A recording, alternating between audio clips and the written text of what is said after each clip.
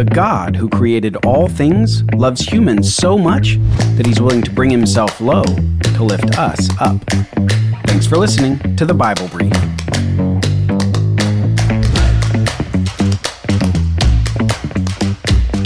Thanks for joining us on the second episode of our special year-end series, Understanding Christmas.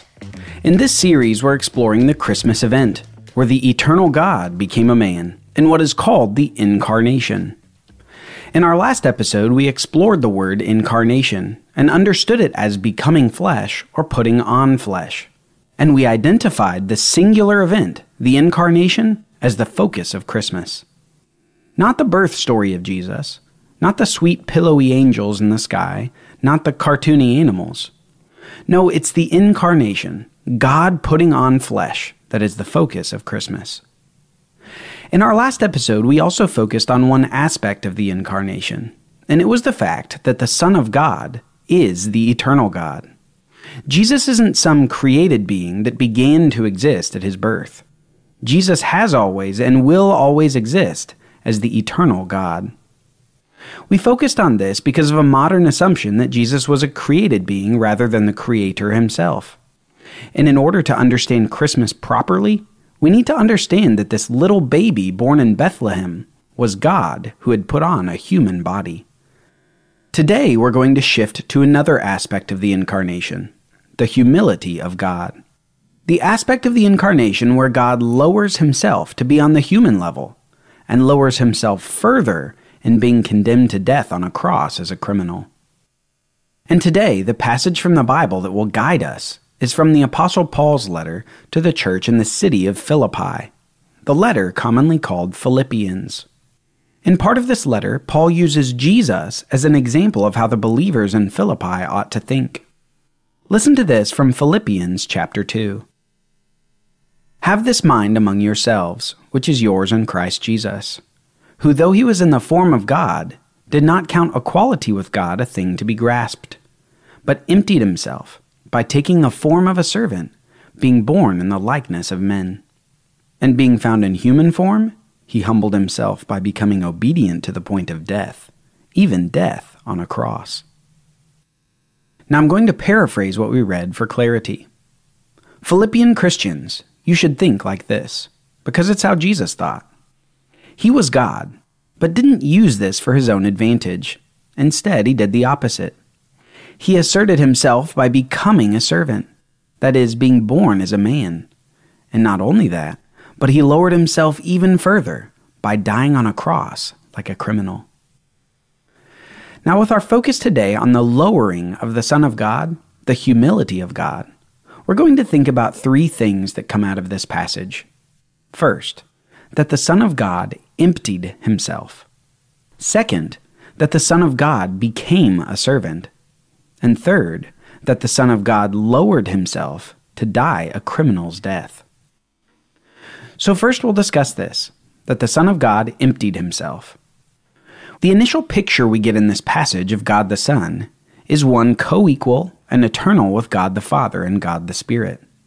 This unexplainable but true fact of the Trinity, God existing in three eternal persons. And it's from this eternal vantage point that the passage starts. From here, it's almost as if an arrow gets pointed downward for God the Son. While he remains God, he doesn't assert his right as God. He doesn't hold on to his privileges as God, but instead he lets those privileges and rights go. Not as though he loses them, but as though he willingly doesn't exercise them on his own behalf. When we say that the Son of God emptied himself, we're saying that he lowered his privileged status without forsaking his power. Maybe an example could help here. Think of a medieval king in Europe, living in his castle, safe from his enemies, eating the choicest foods, and enjoying life as any king had the right to do.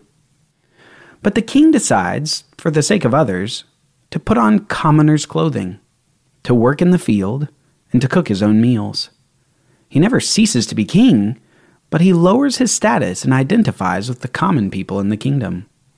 He doesn't exercise his rights as king, and instead empties himself to live without exercising those rights. Maybe that will help with the picture of Jesus here. It's not that Jesus ceases to be God or loses any of his godly qualities. It's that he chooses to no longer exercise and assert his privileges as God. A great example of this is in the Garden of Gethsemane, as Jesus is being betrayed just before he's sentenced as a criminal. Upon his betrayal, one of the disciples attempts to defend Jesus. And listen to what happens. Then they came and laid hands on Jesus and seized him. And behold, one of those who were with Jesus stretched out his hand and drew his sword and struck the servant of the high priest and cut off his ear. Then Jesus said to him, "Put your sword back into its place, for all who take the sword will perish by the sword. Do you think that I cannot appeal to my Father, and he will at once send me more than 12 legions of angels?" Here Jesus expresses the fact that he can appeal to God the Father for anything, and it will be granted. And yet, Jesus doesn't do that. Instead of asserting his rights as God, instead of commanding worship from everyone there, instead of revealing his godly glory to everyone, he freely goes with his captors to be condemned. In the incarnation, the eternal Son of God emptied himself. He didn't hold on to his rights and privileges for himself. Instead, he laid them aside for a greater purpose. Which leads us to our second point, that the Son of God became a servant. Again, that passage read like this, that he emptied himself by taking the form of a servant, being born in the likeness of men. In this process of emptying himself, the Son of God added humanity to his identity. He took on a human body. He added the form of man to the form of God. In a word, the Son of God became the God-man, the union of 100% God and 100% man. But notice the context in which this truth is expressed. It's not in the glory of adding a human body. The context is condescension and servanthood. Again, it's an arrow downward for the Son of God. He's taking on the body of a lesser created being. He's going to get tired and hungry. He's going to experience pain and heartache. And in all of this, he's going to be a servant or a slave. Instead of the king in the castle, he's going to be the king slave working the land and the country. He's still king, but he's lowered himself to servitude. Instead of being served as king, he's going to serve others. Listen to how Jesus describes his service. This is from Matthew chapter 20 as Jesus is talking to his disciples. He says this, "You know that the rulers of the Gentiles lord it over them, and their great ones exercise authority over them. It shall not be so among you. But whoever would be great among you must be your servant, and whoever would be first among you must be your slave. Even as the Son of Man came not to be served, but to serve, and to give his life as a ransom for many." Using his favorite self-reference as the Son of Man, Jesus indicates that even though he is the rightful ruler of all, he didn't come to be served, but to serve. And then he says the culmination of his service, to give his life as a ransom for many, to die, to free people enslaved to sin. Which leads us to perhaps another arrow pointing downward for the Son of God. This is our third point, that the Son of God lowered himself to die a criminal's death. The incarnation that we celebrate at Christmas was a means to an end. The end was to accomplish salvation for people, to provide a once-for-all sacrifice, to cover people's sins which they were unable to cover themselves. And because this was the primary purpose of the incarnation, we need to see that even after the Son of God humbled himself to become a human, he humbled himself further by dying a criminal's death on the cross. To extend our analogy from earlier, it's as if the medieval king became a king slave in the country and then subjected himself to false accusations and condemnation as a criminal. It's such a contrast to the king in the castle that it's almost unthinkable. And yet this is what Jesus did. He lowered himself to become a man, and he lowered himself further to receive the condemnation of men. As a servant, He was obedient even to the point of death on the cross as a criminal. The downward arrows for the Son of God are first demonstrated at the incarnation, the act of God becoming human that we celebrate at Christmas. And here's perhaps the kicker. The Son of God wasn't obligated to become a human servant and to be condemned as a criminal. God is not obligated to anyone but himself. No, the Son of God humbled himself. He lowered himself. And he did it not from obligation, but from love. God the Father sent God the Son because of his love for humanity and his desire that everyone would come to faith in Jesus. Listen to this from the Gospel of John, chapter 3. For God so loved the world that he gave his only Son, that whoever believes in him shall not perish but have eternal life.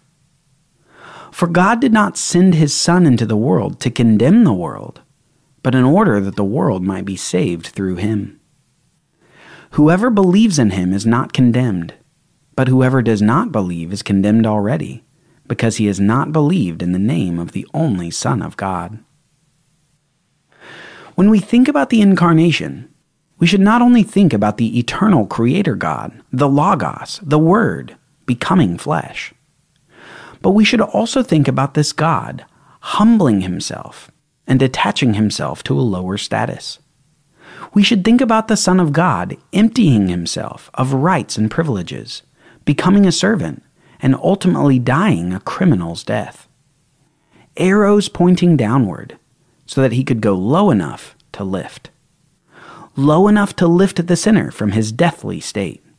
Low enough for you and low enough for me. As we seek to understand Christmas, we need to understand this. God brought himself low. We'll see you Monday as we consider another aspect of the incarnation in our special series, Understanding Christmas. Thanks for listening to the Bible Brief. Are you enjoying the podcast? One of the best ways for this show to grow is for you to share it with a friend. Will you do that today? We'd love to help more people understand the life-changing story and message of the Bible. Thank you for your support, and thank you for listening. Copyright Bible Literacy Foundation 2022.